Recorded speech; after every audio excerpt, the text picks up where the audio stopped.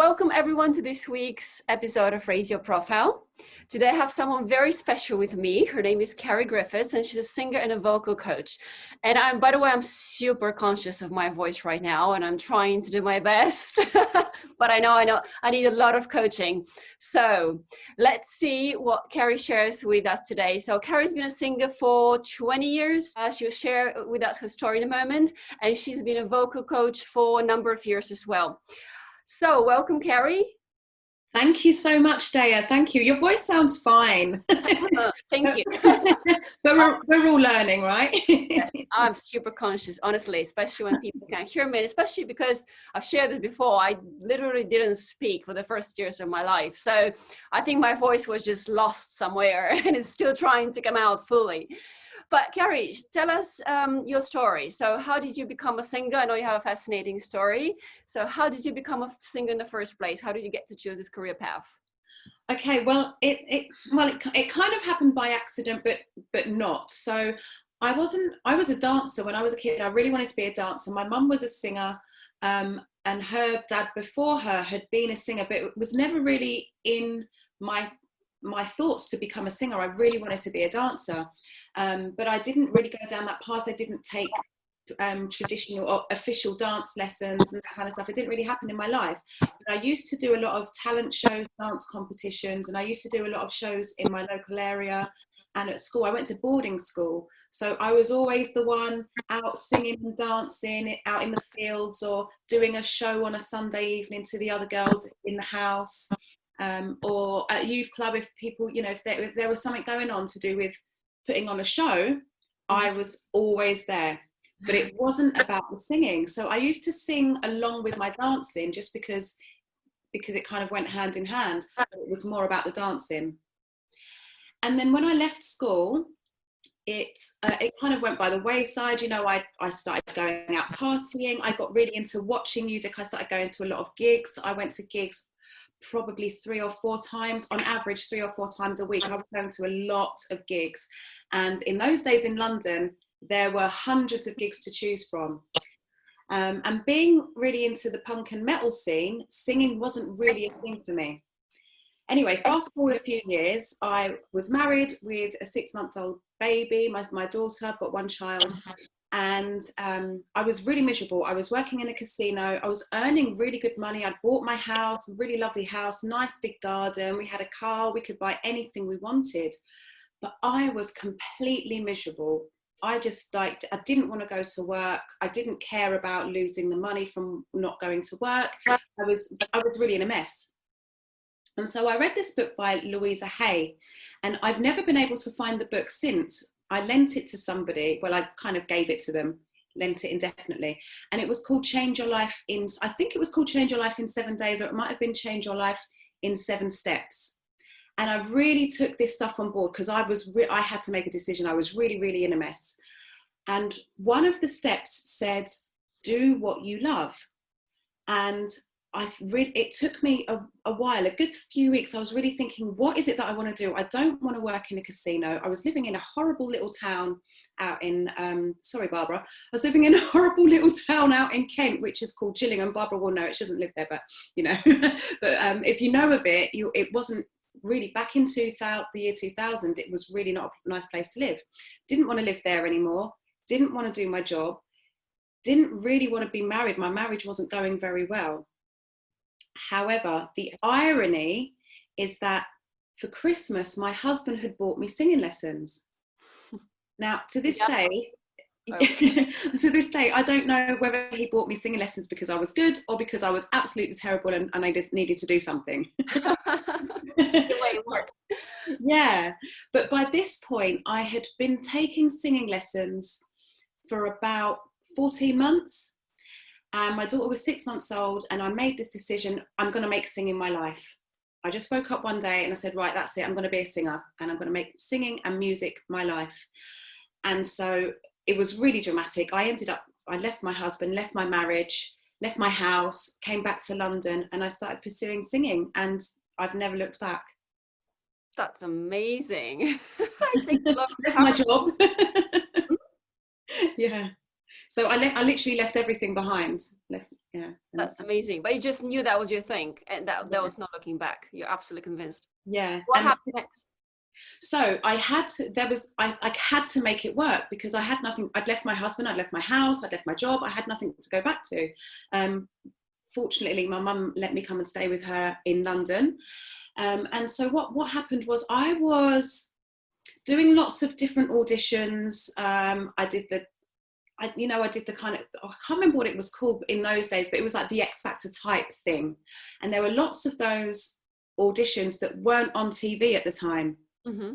So I did lots and lots of competitions. I was in lots of bands. I did lots of session stuff. So I did lots of session. Is that just to join a band, or what for? Auditions for like session work. Okay. Backing vocalists for different artists, and there were I did some auditions for like girl bands as well, like R&B type girl bands that were really big at that time. Luckily, I didn't get any of them. That sounds very different from metal and punk. Yeah, I just wanted to sing. And I did a lot of amateur musical theatre shows.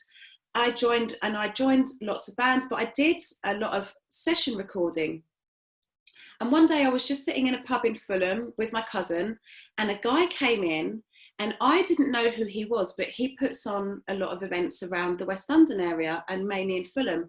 And he was talking about the fact that he was looking for singers for this event that was coming up. And my cousin, who was also kind of a singer at the time, she said, "Oh, we're singers." And he gave us that look as if to say, "Oh yeah, of course you are." And so he said, "All right, then sing." So I started singing, and that was it. He said, "Right, you're in." And so those were free events, and I did those for years. I did those events for years and years and years. And when he puts on events now, sometimes I'll just go and do it, you know, just to say thank you, because he was the first person that gave me a gig. I couldn't get a live gig. I was doing recording sessions for not very much money. I was building my reputation, but I could not get a gig. And this guy was the first guy who gave me a gig. And so he's in my book actually. But yeah, so now just to say thank you, I still gig for him every now and then, not very often, because I've stopped performing. So how do I cut a long story short? What album? Maybe the #1 album could do it. Well, yeah. So okay, so we'll fast forward. I got a good reputation. I was always reliable. I did lots of different types of bands, and I was gigging with a guy who, I don't know if you know of a band called the Blockheads, Ian Dury and the Blockheads. They were really big in the 70s and 80s. They're like a very British band. Okay. But their keyboard player was also in the Clash. He wrote and did an album with the Clash. And I was in a band with his two sons.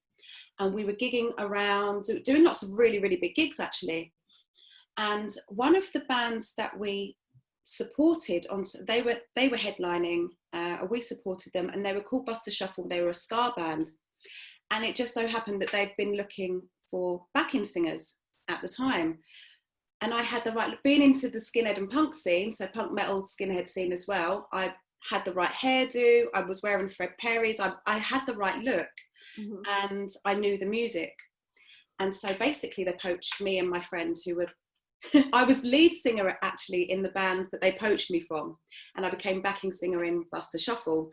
And so we did lots and lots and lots of touring, and our second album went to #1, which was really, really exciting. We had no idea. We got to Germany and went on stage with there's a guy called a really, really big reggae guy called Lee Scratch Perry, and we were co-headlining with him. We had started off low in the lineup, so we were supposed to be on at about 2:00 in the afternoon, and they kept pushing it back and pushing it back and pushing it back.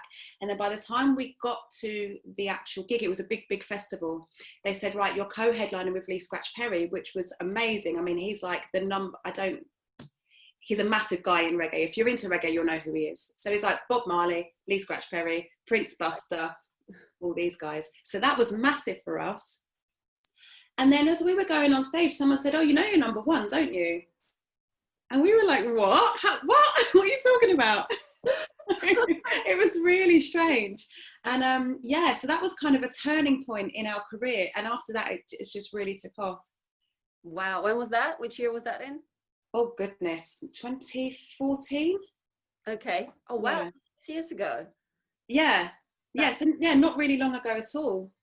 wow. And what happened next? Did you stay with that band for a few more years and then you transitioned to coaching? Or what's the end Well, of that I story? was already I was already teaching at that time, in Okay. different places. So I'd started teaching in youth clubs way back in 2004, just to help out. I'd heard that some kids needed some help, and they were at risk of offending. Mm-hmm. So I worked with like quite challenging kids for a few years, and then I went into private coaching. Then I stopped, and it was kind of on and off over the years, depending on how busy I was. But in Buster Shuffle, I did a little bit of coaching, and then I went and did my degree. I was doing my degree, and I got my PGCE, and then I went into teaching, as a qualified teacher in further education colleges, in training organisations. I worked with people with mental health. I worked with ex-offenders, young offenders, unaccompanied minors, children, anyone. I just did lots and lots and lots of different teaching, because I just wanted to help so many people, and it was really good to get to integrate with lots of different types of people as well.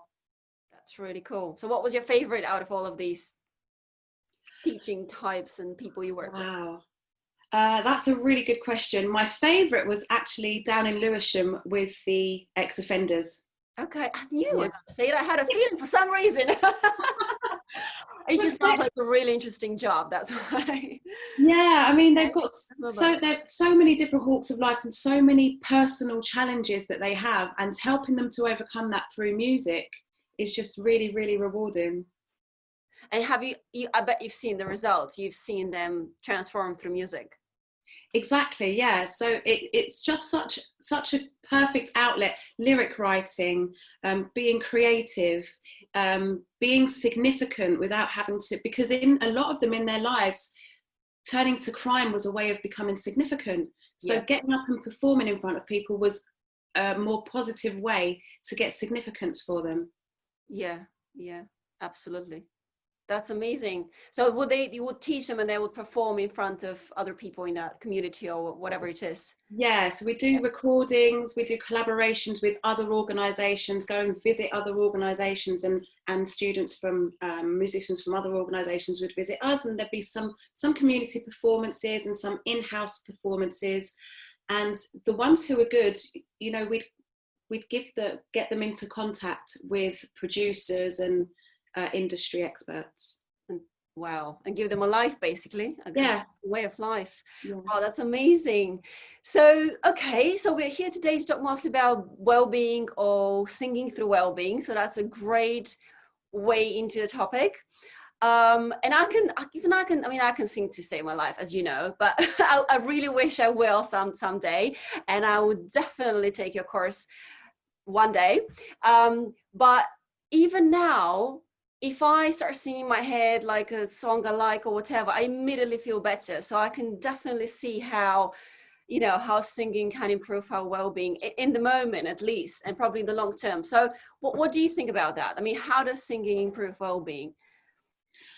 Well, for me, it's just all it's always been an outlet, even when it wasn't my career, even when it went along with dancing. But the actual activity of singing is you have to breathe, you have to take in more breath. The breath is more controlled. Even if we find it difficult, if you haven't been trained, if you find it difficult to control your breath, it is more controlled naturally anyway. So the act of taking in that breath, of singing a song that you like, because you don't usually sing songs that you don't like, right? Sure. So, and then those songs that you like usually are attached to a really nice memory. So all of that just naturally enhances your state in the moment. And then the more that you do it, the more that you become more relaxed, especially if you train your voice. I'm not going to go into too much of that now, but natural singing, just you tend to stand differently or sit differently wherever you are. Even if you see someone on the bus just even listening to music, they're jamming, and there's something good going on. So You're moving. You're moving. The music, yeah, you're dancing, moving. Mm-hmm. So there's a lot of different different things as well. So also the fact of looking, if you become serious and you start looking after your voice, then the fact that you're looking after your voice naturally then means that you're looking after the rest of your well-being, staying hydrated, as I always say. That's my thing, right? Stay hydrated. But yep. So, but that just doesn't mean drinking water. It also means not taking in too much caffeine, not having too much sugar, really taking on board what it is you're putting inside your body, processed food, salt, and that will naturally just enhance your state, your well-being, you'll sleep better, and so it's integrated with the rest of your health. Mm-hmm. So who do you work with at the moment? I know it's singers and speakers and basically anybody who wants to work on their voice, right? As soon as I start saying that, I become so conscious. Definitely. You have the exercises. I do have your exercises, yes. By the way, Karen and I have done a little bit of work together, but I do need more work and to stay hydrated, as I can already hear it. So you work at the moment with anyone who needs to use their voice or who wants to improve their voice, be for speaking, singing, or whatever it may be. Is that right? Yeah, that's correct. I work with singers who are really serious about singing and want to become professional. I've done a lot of work for fun, with people who want to sing for fun and for therapy. But my voice training, I work with professional singers, and I have my Singing for Wellbeing courses but they're not courses, sessions that I run for people who just want to release some stress, have some fun, bond with other people, and use singing as a form of light therapy. And also for speakers, coaches, educators, professional speakers, trainers, and people who create courses who are using their voices a lot, especially at the moment on Zoom, who want to be able to speak for longer or want to be able to project their voices, use more dynamics, which also helps to build relationships as well. Mm-hmm. Because at the moment we're not allowed to touch each other. Most of our meetings are on Zoom calls, video calls, and so I've been saying for the whole of lockdown, our voices are our new handshake. So I'm really on a mission to get people to really start respecting their voices a little bit more. It's part of your body. What happens, we don't usually think about our voices until it's gone. And by then it's too late. But there's so much that you can do before it gets to that point. So I'm really passionate about helping people to understand how the voice can really is an integral part of your being. Yeah, I'm getting really passionate. I love it. And it's true. We don't think about it until it's gone, until we've overused it so much that it's gone. And I think you're absolutely right. There's so many business owners now that are transitioning to Zoom calls or to courses, online courses. There's so much of that going on. And for all of that, we need to use our voice, and we don't realize that it will, if you don't take care of it, we will, I don't know, wear out, or what's the right term? It will. Well, it causes trauma. So right. Our voice, our vocal folds are really, really tiny, mm-hmm. And they move together as we talk and as we use our voices. And if we're not controlling it properly, then they bang together literally. Mm-hmm. And then they get inflamed. If they become dehydrated, they become inflamed, so there's less space for them to move, and they bang together, and it causes trauma. So it's all about releasing the stress, moving the vibration away from this area, and either moving it downwards or upwards, so that there's no strain around our vocal cords, and we can just use them on and on and on and on and on and on and on and on. Oh, that's really good. So what are some tips, other than this one, which is really good explanation of how the vocal cords are and work? Can you give us some tips now? Yes, yeah? Definitely, yeah. So weird noises. Yes. You'll be fine. So yeah, of course, I can't stress enough, stay hydrated, okay? Alcohol dehydrates the voice, caffeine dehydrates the voice, sugar, salt, processed foods, preservatives, excellent, love it. I just love seeing people with glasses of water. It warms my heart. I should start my own water company. Well, why not? I can, and also replace your coffee and tea with like herbal teas. Use honey instead of sugar. Even agave nectar. I've started using agave nectar in the past month or so, and I've noticed a difference in my voice when I sing. What is you using? Agave nectar. Okay. Yeah, I can put it in the chat at some point. And it's more expensive than sugar, but it's so natural, and it doesn't play with your voice. It doesn't harm your voice. Honey is good for the voice. It's a soother. Lemon, ginger, turmeric. This is what I tell people all the time. Honey, lemon, ginger, turmeric. They all have different properties which help to actually enhance your voice, which not many ingredients do. That's really good. What else? What about, so obviously these are great physical ways we can, hydration and tea, herbal tea, etc. What else can we do to make our voice stronger or project better?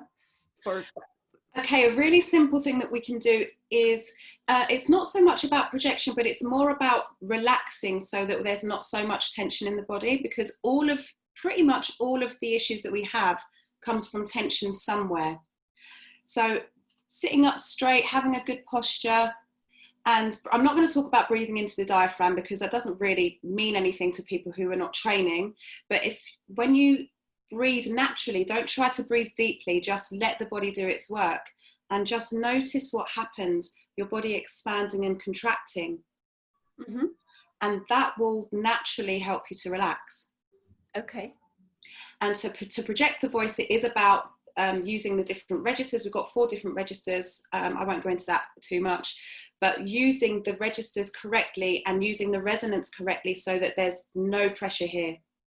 Mm-hmm. It's all moved. All of the air pressure is moved either up or down. So either up or down is fine. It's not just, it doesn't have to be from the diaphragm or somewhere in that area.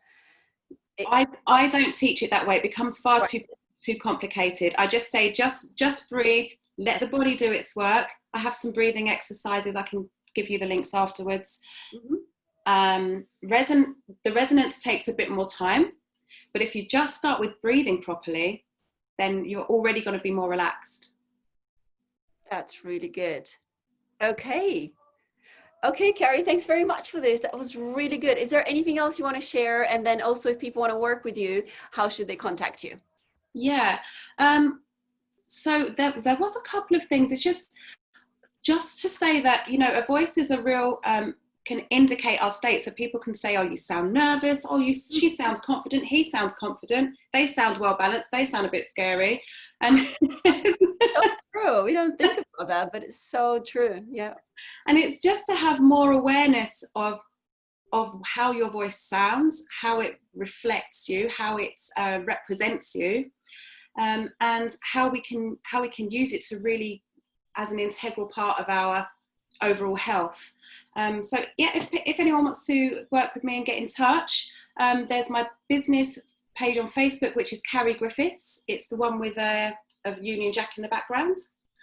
Or you can email me info@carrie-griffiths.co.uk. Okay, and this is for anyone who wants to sing professionally, or just for well-being, or just wants to speak, or wants to work in their voice for whatever reason it may be. Yeah, exactly. And the first thing that I would suggest is to join the Facebook group, Project Your Voice. Project Your Voice. Yeah, so there are exercises in there. I go live every Wednesday with free training, so anyone can join. Well, answer the questions, and anyone can join. The caveat is that I really want people who are serious about enhancing their voices and enhancing their well-being through voice. Sure, makes sense. Of course. So if you pass, you'll be in the group. Okay, Carrie, thanks so much for today. That was really welcome. Thank you. Thanks everyone for listening. I will share all the links at the end of the video as well, so you can contact Carrie if you want to work on your voice. And you really should, because like she said, now our voice is now our handshake. So make the I most love of it. it.